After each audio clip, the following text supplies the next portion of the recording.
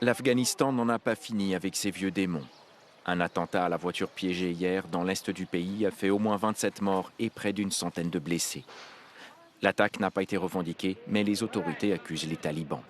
Des talibans qui multiplient les attaques, alors que les États-Unis entament le retrait de leurs dernières troupes près de 20 ans après leur déploiement.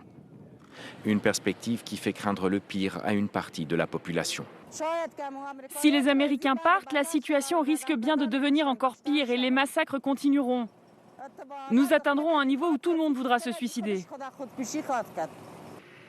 La burqa, tout le symbole du régime répressif, sexiste et meurtrier des talibans.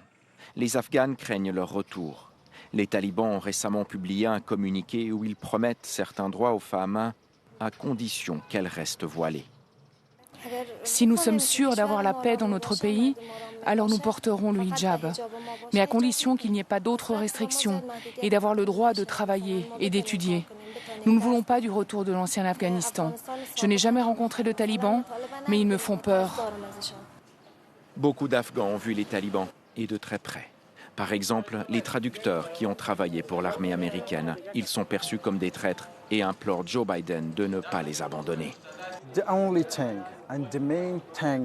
La seule chose que nous demandons et dont nous avons besoin de la part du gouvernement des États-Unis et de l'armée américaine ou du Pentagone, c'est d'envoyer ces interprètes aux États-Unis parce que leur vie ici est en danger.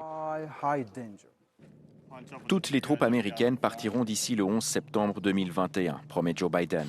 Mais ce délai provoque la colère des talibans qui avaient convenu avec l'administration Trump du 1er mai comme date de retrait.